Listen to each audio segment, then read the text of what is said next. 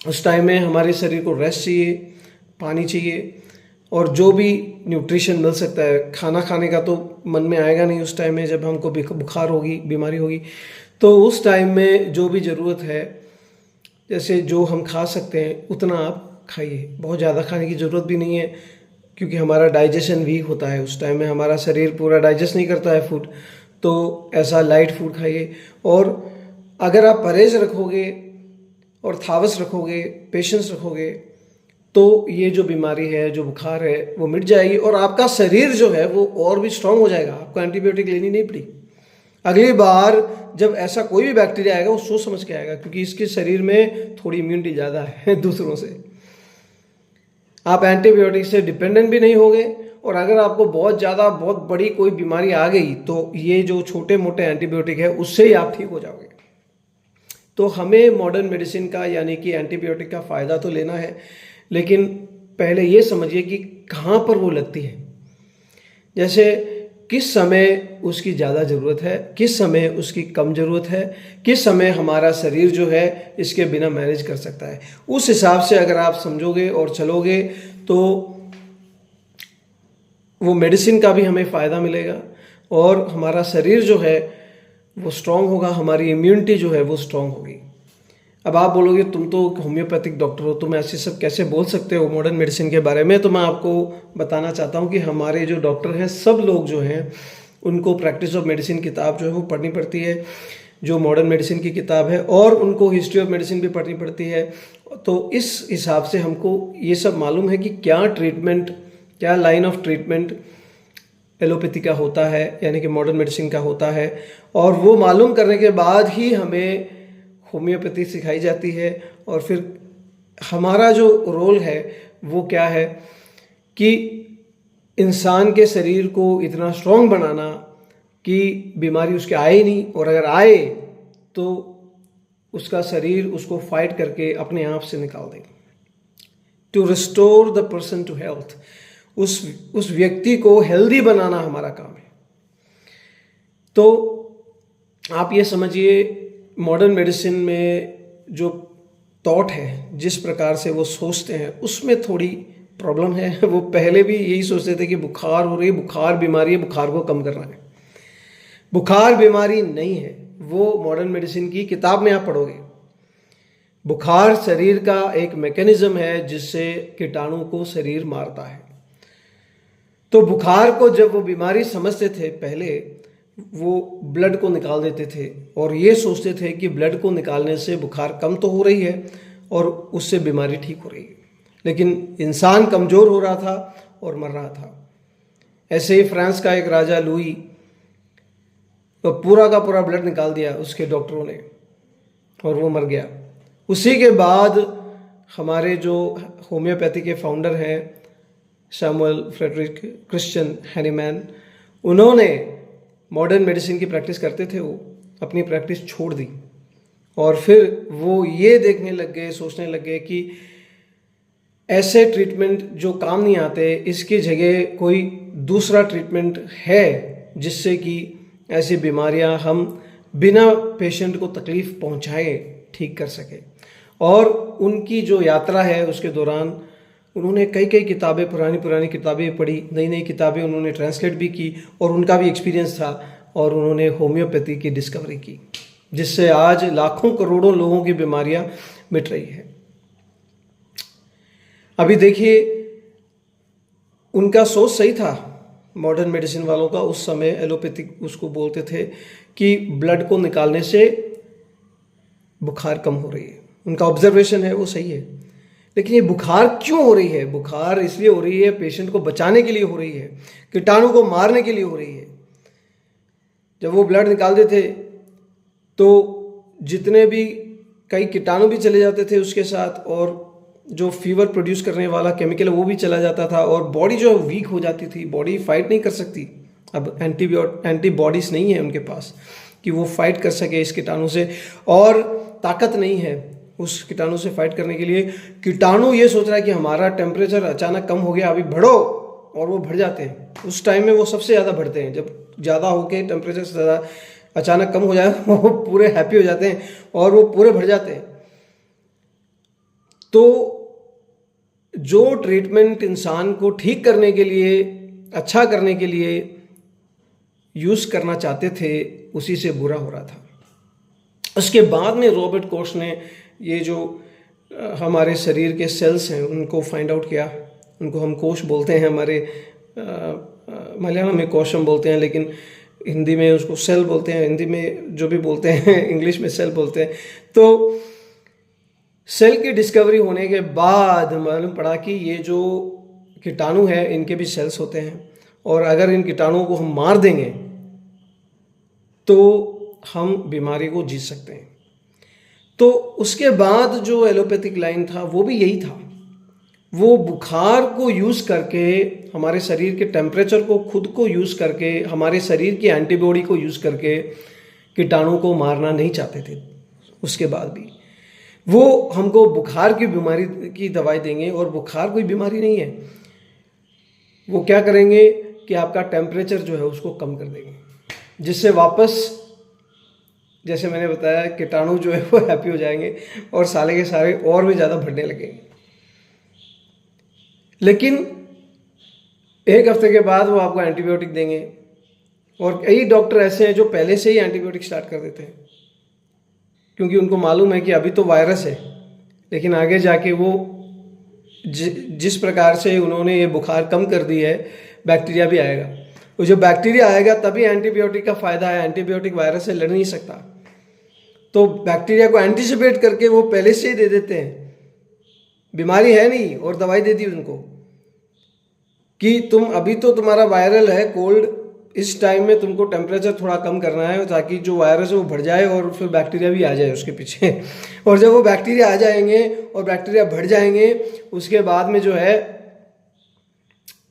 ये जो अभी एंटीबायोटिक तुम खा रहे हो वो आने से भी रोकेगा, आने वाले बैक्टीरिया को भी मारेगा, और उसके बाद में उसका बहुत ज़्यादा काम होगा और पूरा कोर्स एंटीबायोटिक का लेना सारे के सारे बैक्टीरिया को मार देगा। अभी भी उनका ट्रीटमेंट लाइन वही है, अपनी इम्यूनिटी को बढ़ाना, अपने एंटीबॉडीज को स्ट्रॉन्ग करना, हमारे शरीर को स्ट्रॉन्ग करना। ये कुछ वो नहीं करना चाहते। वो जस्ट क्या बोलते हैं उसको, झट आराम देते हैं, लेकिन शरीर जो है वो वीक हो रहा है। अगली बार जब इन्फेक्शन आएगा तो ये समझिए कि वो वायरस जो है और जो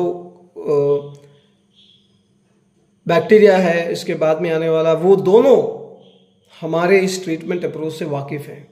वो ज़्यादा जल्दी सीखते हैं क्योंकि उनको एक ही सेल है सीखने के लिए, और वो जल्दी जल्दी रिप्रोड्यूस होते हैं, वो ज़्यादा जल्दी सीखते हैं। हमारा शरीर जो है उसका जेनेटिक बदलने के लिए बहुत टाइम लगता है, लेकिन इन लोगों में जेनेटिक वेरिएशन आने के लिए ज़्यादा टाइम नहीं लगता है। इन कीटाणुओं को बहुत जल्दी जल्दी उनका म्यूटेशन हो जाता है और उनके जीन्स चेंज हो जाते हैं, और फिर हम जो बैक्टीरिया को मारने के लिए एंटीबायोटिक दे रहे हैं उसका असर नहीं होता है, और आपका शरीर भी वीक होता है। इसलिए मैं आपको ये कहता हूँ कि ये जो एलोपैथी का सोच है पहले से कि बुखार को कम करो, ये हमारा भी सोच था पहले, वो गलत सोच है। बुखार को उस लेवल पे रखो जहाँ पे वो कीटाणु को मार दे और हमारे शरीर को नहीं मारे। समझ रहे हो आप? बुखार को उस लेवल पे रखो जिस लेवल पे वो कीटाणु को मार दे, लेकिन हमारे शरीर को नुकसान ना हो। कि 104 डिग्री हो गया तो हमारे शरीर को नुकसान होगा, और अगर आप पूरे का पूरा मतलब जो ओरिजिनल टेम्परेचर है हमारे शरीर का वहाँ पे ले जाओगे तो कीटाणु का फ़ायदा होगा, कीटाणु नहीं मरेगा। लेकिन आप अगर 101, 102 जैसे हमारा वायरल फीवर होता है उस टाइम में वही रहता है ज़्यादा टेम्परेचर, उसी टेम्परेचर में आप रहने दोगे तो जो भी कीटाणु है उनको शरीर खुद 7 दिन में, ज़्यादा से ज़्यादा 7 दिन लगेंगे, कम से कम 1 हफ्ता लगेगा, और पूरे के पूरे जो कीटाणु उनको मार देगा शरीर। उस टाइम में सिर्फ आपको शरीर की केयर करनी है, और ये इन्फेक्शन जो है उसको आगे बढ़ने नहीं देना है कि वायरस भी आ जाए, आई मीन बैक्टीरिया भी आ जाए, सुपर इन्फेक्शन हो जाए, और जो वायरस हमको तकलीफ दे रही है वो वायरस भी तकलीफ दे और बैक्टीरिया भी तकलीफ दे, और फिर डॉक्टर को फ़ायदा हो, मेडिसिन को फ़ायदा हो, पैसा वो कमा रहे हैं और वो आपको बेवकूफ़ बना रहे हैं। सच बता रहा हूँ मैं आपको, पुराने ज़माने में इतनी दवाइयाँ कोई देता ही नहीं था। आज तो प्रोफिलैक्टिक करके ऐसे ऐसे दवाइयाँ दे रहे हैं जैसे कि हमारे पैर पे लगी नहीं है, अगर लग गई तो जो लगाने की दवाई होती है वो पहले दे देंगे, तो आप लगाते रहो, कब लगेगी आपको मालूम है? नहीं मालूम। ऐसे वो हार्ट का ट्रीटमेंट करते हैं, ऐसे वो लिवर का ट्रीटमेंट करते हैं कि तुमको नहीं मालूम कब होगा, लेकिन अभी से तुम दवाई चालू कर दो, तो जब होगा तो ये काम आ जाएगी। तो पहले जो तुम दवाई लोगे उसका कोई फायदा तुमको नहीं होगा जब तक लगेगी नहीं, जब तक लिवर के या हार्ट के लगेगी नहीं, उस दवाई का वास्तव में कोई फायदा नहीं है, तुम बस ले रहे हो। और जब लगेगी उस टाइम में वो काम आएगी थोड़ी बहुत, लेकिन जो उससे पहले आपने दवाई ली है उसका जो साइड इफेक्ट है वो जरूर आपके शरीर में आएगा। दवाई ज़्यादा बेच रहे हैं, फायदा किसको हो रहा है? ट्रीटमेंट भी ऐसे ऐसे बना रहे हैं कि बहुत ज़्यादा दवाइयाँ लगे, फायदा किसको हो रहा है? इंसान को हो रहा है या कंपनियों को हो रहा है? इसीलिए जब भी मेरे को एलोपैथिक डॉक्टर के पास जाना होता है, मैं ऐसी जगह जाता हूँ जहाँ पे फ्री मेडिसिन मिलती है, तो वो सब कम से कम दवाई देगा। जहाँ पे फ्री जैसे मेडिकल कॉलेज है या मतलब जो भी गवर्नमेंट एंटरप्राइज, गवर्नमेंट की जो भी कॉलेजेस हैं, वहाँ पे अगर जाओगे, गवर्नमेंट के हॉस्पिटल में जाओगे, तो कम से कम दवाई देंगे, क्योंकि वो फ्री में दे रहे हैं। और बाकी की दवाइयाँ वो लिख के देंगे कि ज़रूरत हो तो ये ले लेना, ये लेनी ज़रूरत नहीं है ये ले लेना, ऐसे। तो समझने की बात ये है कि अगर आप प्राइवेट में जाओगे उसी बीमारी के साथ, वो बहुत ज़्यादा आपको दवाइयाँ भी लिख के देंगे, कंपल्सरी लेने के लिए भी बोलेंगे, लेने के बाद में खाने के लिए भी बोलेंगे, खाए नहीं तो आपको वो अपनी गाली खिलाएंगे। बीमारी ठीक भी हो जाए तो भी, बीमारी नहीं हो ठीक तो भी। लेकिन अगर आप गवर्नमेंट के पास जाओगे, गवर्नमेंट के आप क्या बोलते हैं उसको, जहाँ पे फ्री मेडिसिन मिलती है, वहाँ पे आप जाओगे तो जो बहुत ज़रूरी है वही देखा, उससे आपका साइड इफेक्ट भी कम होगा। लेकिन ये तो मेरी टिप है, क्योंकि मेरे को जाना नहीं पड़ता है। ज़्यादातर मेरे होम्योपैथिक दवाई से मेरी पूरी बीमारियाँ ठीक हो जाती है, बहुत कम। मेरे को याद ही नहीं है मैं लास्ट कब गया था। एक बार जब मेरे को लगी थी उस टाइम में बस दिखाने के लिए गया था, उन्होंने एक भी दवाई नहीं दी मेरे को, कहा कि आप थोड़ा सा आइस लगाओ ठीक हो जाओगे, अंदर कुछ नहीं है, सब ठीक है। आपको लगी, लेकिन अंदर आपका दिमाग जो है, आपका जो ब्रेन है ठीक है, कुछ नहीं है, कोई प्रॉब्लम नहीं है। एक भी पैसा भी नहीं लगा, मतलब बस एक इंजेक्शन लगाया उन्होंने कि इन्फेक्शन ना हो जाए, या मतलब वो टेटनस ना हो जाए, वैसे मतलब वो मैंने बहुत साल पहले लगाया था, मेरे को याद ही नहीं है कब लगाया था। तो वो इंजेक्शन उन्होंने दिया, बाकी सब ठीक, चला गया मैं। अगर मैं प्राइवेट में जाता तो कम से कम 5,000 रुपये का बिल कर देता हूँ, वो मेरे को इंश्योरेंस भी नहीं देती। वो बोलते कि तुमने एडमिशन नहीं लिया, अगर एडमिशन लिया होता और सोए होते वहाँ पे तो तुमको वो 5,000 में से 3,000 हम दे देते, लेकिन तुम एडमिशन नहीं लिया तुमने, तुमको नहीं देंगे हम पैसा। ऐसा उनका ट्रिक है। तो बिना कोई प्रॉब्लम के मेरा जो प्रॉब्लम है वो तो सॉल्व हो गया, क्योंकि मैं तो एक गरीब इंसान हूँ, डॉक्टर हूँ लेकिन गरीब हूँ। अब इधर समझिए आप, बहुत ज़रूरी बात मैं जो आपसे कहना चाहता हूँ वो समझिए कि जितनी बीमारी है उसके हिसाब से ही आपको दवाई लेनी है। ज़्यादा दवाई लेने से आपकी बीमारी ज़्यादा जल्दी ठीक नहीं होने वाली है, क्योंकि शरीर जो है वो ठीक होना जरूरी है। जब शरीर ठीक होगा तब बीमारी जाएगी, ये आप दिमाग में रखिए। शरीर जब ठीक होगा तब बीमारी जाएगी। आपका शरीर बीमार, आपका शरीर ठीक नहीं हो रहा तो बीमारी कैसे जाएगी? आप बीमारी आप बोलोगे कि कॉफ नहीं है, ये नहीं है, वो नहीं है, कुछ नहीं है, लेकिन मेरे को बहुत कमजोरी है। ऐसा होता है लोगों के साथ, इतनी दवाइयाँ लेते हैं उसके बाद में उनको कमजोरी फील होती है, उनके कुछ मन में नहीं है, कुछ भी काम करने का मन में नहीं है, डिप्रेशन की तरह रहते हैं सारे दिन, और कहीं भी जाने का मन नहीं है, कुछ करने का मन नहीं है, कुछ खाने का मन नहीं है, कुछ पीने का मन नहीं है। शरीर जो है वो अंदर से कमजोर हो गया है, और उसके बाद में और भी बड़ी बीमारियां आती है। और जब आप वो बड़ी बीमारियों बीमारियों को लेके जाओगे तो बोले कैंसर हो गया, वो हो गया, ये होगा।